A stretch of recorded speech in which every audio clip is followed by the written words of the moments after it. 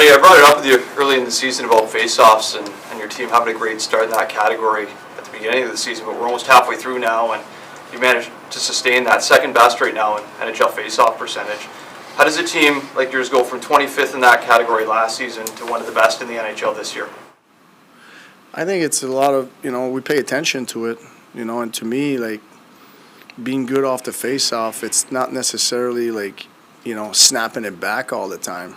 It's really hard to do that. But, it's to be organized when you do snap it back and be organized when you don't snap it back. And I feel like it's a big part of the game. It's probably one of the only time that it's black and white. It's a little bit of football, puck drop. Here's what you do if you win. Here's what you do if you lose. And you have to be surgical with it and be precise. And I feel like we've stayed on top of that. And it's a big part of the game. How important are the wingers in terms of your game plan for winning face-offs or maybe losing? Very important. I think all five guys are very important. You think about D-zone face-off, our Ds are lined up like a winger, on the especially the board side D. So, I think all five guys are very important, and that's, they know what their assignment is no matter what, if we win or lose. We'll take a few more. Arpin, Guillaume, et Simon Olivier pour terminer. Just pick up on the, I guess, the cool-down period after the last game. I think after the game you were disappointed. You mentioned it yesterday, how disappointed you were. You also said after that game what's important is the response, and I found it interesting that you gave the guys an optional yesterday and an optional today. What was that an acknowledgement that maybe the guys were a little, after a long trip, coming home and everything, they were a little tired, and that may explain a bit what we saw last game? Everything is calculated, the decision that we try to make, and I feel like we've had a hard, demanding schedule in terms of travel, the strength of opponents, and tonight's no different. So you try to, put your team in the best spot, to have an A game Saturday night, and then we can hit the reset button, tomorrow and have a couple practice day. But right now we're just kind of trying to finish this week with as much energy as we can. Did you rewatch games as a player to have that cool down period? And was it more difficult as a player, or do you find it more difficult as a coach? I wouldn't say they were either or difficult to rewatch. I think as a player, as a coach, I think it was always, as a player, it was part of my process to stay sane, and because sometimes I left game like obviously emotionally upset or whatnot, and then you rewatch and like, I wasn't that bad, or I could have had a couple or whatever. Sometimes you leave the game feeling good, and you rewatch and you're like, I wasn't as good as I thought I was, So to me, it's more like a process of staying sane, and actually like it's part of the growth, and and have some truth to your performance, no matter if you win, lose, or as a player, if you score, don't score, produce, not produce, have some truth in your game, and you can't have truth without rewatching with some honesty. Guillaume. Salut Martin. Depuis la blessure de Vorak, on a vu Jake Evans qui a eu quelques présences en avantage numérique. Est-ce qu'il y a quelque chose philosophiquement qui fait que tu as mieux garder cette deuxième unité-là également à 4 attaquants, un défenseur? Ou comment tu vois tout ça? Ben, Jake y va de temps en temps parce qu'on a besoin d'un gars pour prendre un face-off. C'est beaucoup ça. Fait que si tu le vois, c'est parce que sûrement Suzy il est trop fatigué ou puis on a besoin de quelqu'un pour prendre un face-off. C'est plus pour ça. Pourquoi 4 attaquants, un défenseur? Je sais pas, c'est comme ça que je pense que la Ligue est beaucoup. Il y a une séquence où Stroub est allé aussi, on avait 2 défenseurs. Fait que je sais pas... encore, on essaie de calculer dans nos décisions. Je te dis pas qu'on n'aura jamais 2 défenseurs, mais c'est là qu'on est. Salut. Une question t'a été posée hier sur Brendan Gallagher. On a évidemment parlé in extenso de Josh Anderson au début de la saison, sa longue léthargie, mais là, Gallagher, c'est 24 matchs, pas de but, seulement 4 mentions en ligne. Je sais qu'il génère encore des chances de marquer, mais comment t'abordes? C'est quoi le regard que tu poses sur cette situation-là, de cette longue léthargie-là pour lui? Mais je pense que c'est la même chose avec n'importe quel joueur. C'est d'essayer de les aider mentalement, puis de les faire comprendre que c'est pas un petit bon ici et là, c'est jouer la game, essayer de jouer la game qui est en avant de toi, puis faire ta lecture de jeu, aller aux places où ce que la game te demande d'aller. Puis quand tu fais ça constamment, mais habituellement, ça va tourner. Fait que j'imagine que ça va être la même chose pour Gallagher. C'est sûr, c'est n'importe quel joueur qui a ces séquences-là, ça vient pesant. Fait qu'il faut gérer ça. Mais est-ce que, justement, ce que tu vois match après match de lui, c'est qu'il les fait ces choses-là, justement, pour que ça marche, ou tu penses qu'il y a des choses qu'il peut modifier, améliorer? Bien, son éthique de travail est toujours là.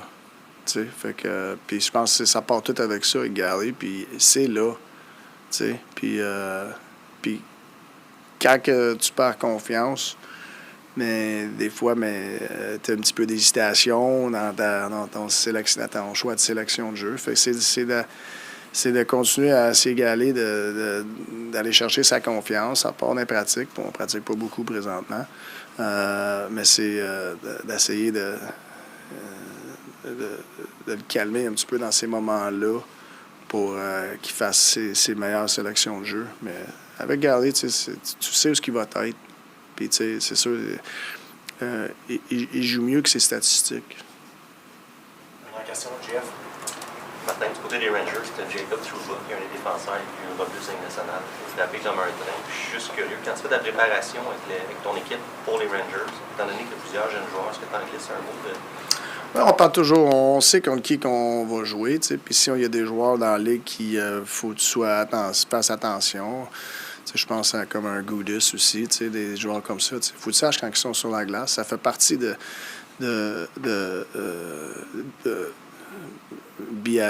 être alerte sur la glace. T'sais. Tout comme quand tu joues contre des gros joueurs offensifs. Il faut que tu saches contre qui tu es sur la glace. Fait que c'est sûr, on en parle. C'est pas quelque chose qu'on en parle beaucoup, mais c'est sûr que c'est mentionné. Merci beaucoup.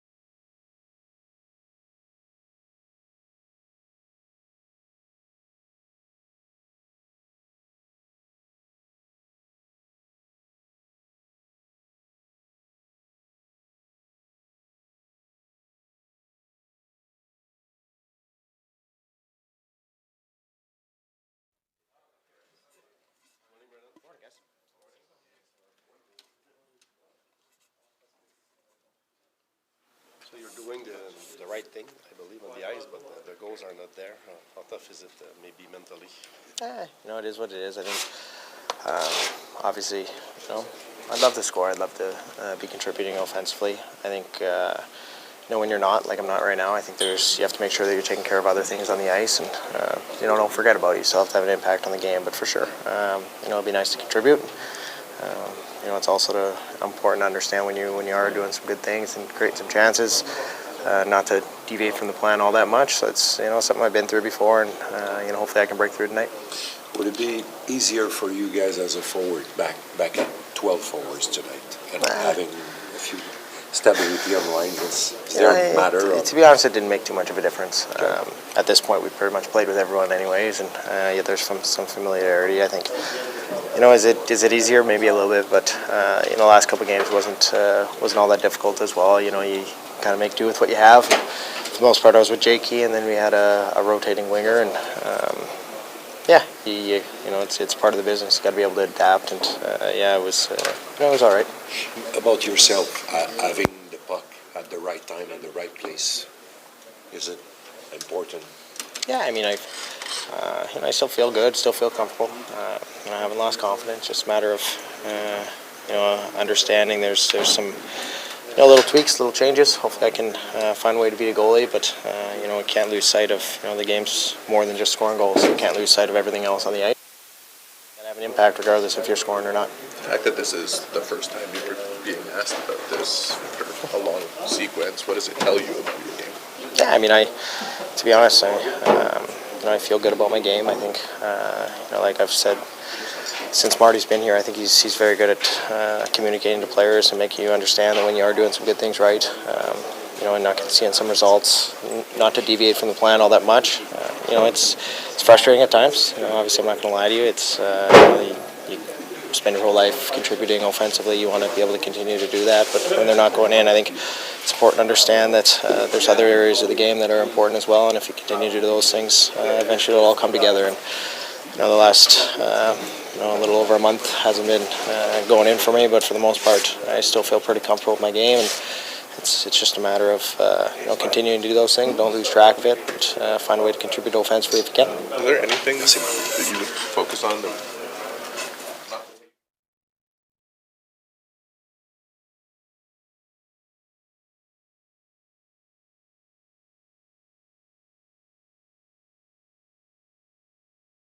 Games before Christmas, but it was on the road. Are you anxious to play that first one in the Bell Center?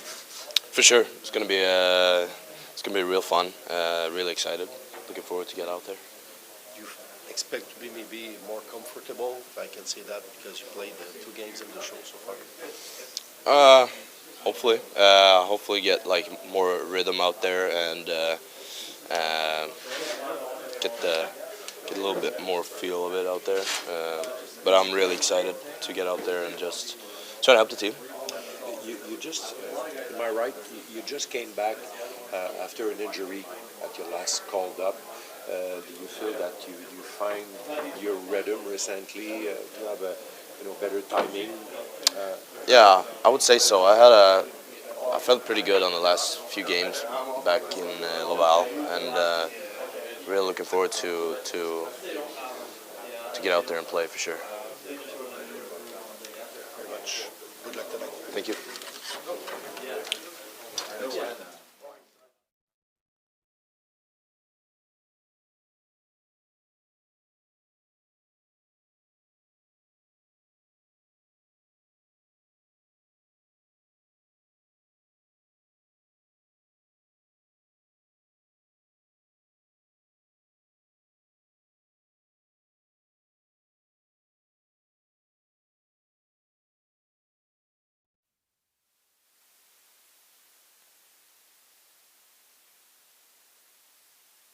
What's going on with him? Yeah, I talked with him a little bit, but I let him do his thing because he's pretty nice with it right now.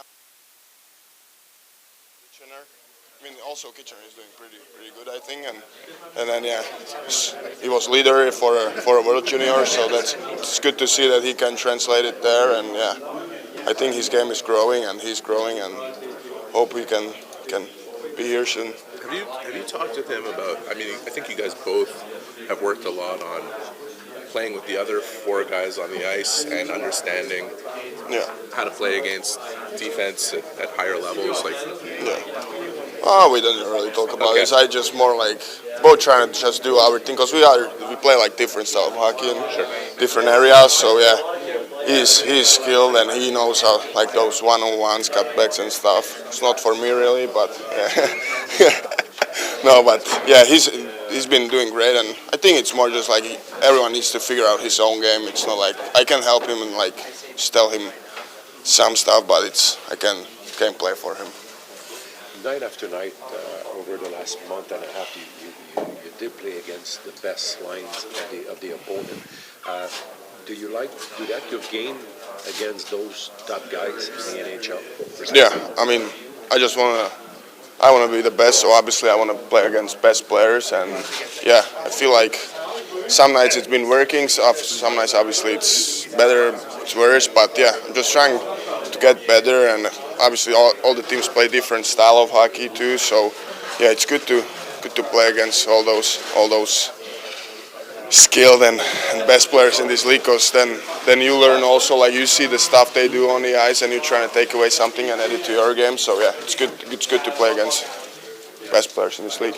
Am I right if I say that you embrace the defensive challenge of the game more over the last month and a half?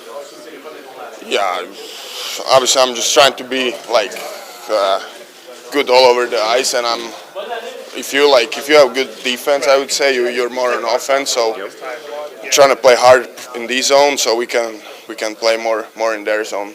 Yeah, so that's I don't know. Okay. Thank you. Thanks, you're right.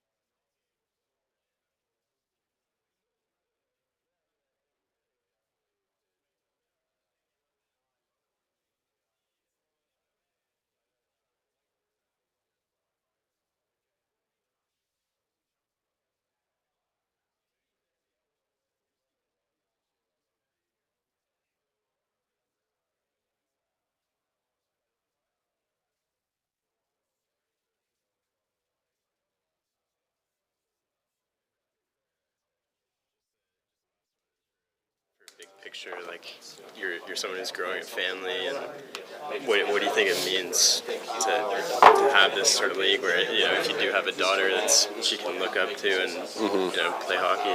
Oh, it's huge, and I think that's exactly what the goal was by all the women that were involved in making it happen, was to have something sustainable so that not only they could benefit from it, but future generations too. Thanks very much. No problem. Ouais, toi? Je veux juste m'assurer. Tu patinais avant? Ouais. OK, je voulais être sûr. Je pensais t'avoir vu, mais je voulais être sûr parce que des fois, on en manquait. Toi et Nick êtes les joueurs qui avaient le plus de minutes de jeu dans cette équipe. Tu sais, des fois, tu vas toucher le 24, le 25.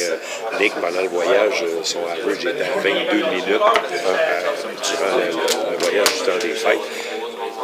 C'est quoi l'importance de la récupération, puis comment toi tu fais pour t'assurer d'avoir la bonne récupération nécessaire pour les prendre ces minutes-là? C'est sûr que c'est quelque chose qui est vraiment important. je pense que c'est facile de nous voir jouer chaque match. Je pense que c'est sûr qu'il y a de la préparation cette journée-là, mais pour nous, puis je pense pas que c'est juste Nick et moi qui font ça, c'est vraiment c'est un job que tu dois être conscient de ce que tu fais à chaque journée, à chaque point durant la journée. C'est être sûr que tu dormes beaucoup au bon temps, tu manges les bonnes choses, tu fais les choses à l'aréna après les pratiques, après les matchs pour être sûr que tu récupères le plus possible. As-tu toujours cette discipline-là de vie pour jouer ces minutes-là ou c'est récemment que tu as ajouté une couche sur ta discipline de vie pour les jouer les minutes? Je pense que j'étais toujours un gars qui était très discipliné dans tous les endroits, mais je pense en même temps le plus d'années que j'ai joué, le plus de choses que j'ai appris d'autres gars, des sortes de choses là que je peux mettre dans mon répertoire un peu. Donc c'est pas comme si c'est quelque chose que je pense que j'ai tout appris puis j'ai rien à faire après. Je pense que c'est toujours quelque chose que tu peux continuer à builder. Je pose la question, est-ce que pour jouer beaucoup de minutes, ça prend vraiment un très bon cardio, Mike? Est-ce que c'est là la clé d'être capable de jouer beaucoup de minutes? Je pense que c'est sûr que le cardio, c'est vraiment important. Je pense que le cardio mental aussi. D'être sûr que tu vas jouer beaucoup de chiffres et tu vas voir beaucoup de jeux, puis être sûr que chaque jeu, tu prends ça au même importance que tu ferais si tu jouais à 10 minutes. C'est une chose qui est très importante à faire. Un petit mot, les Rangers, c'est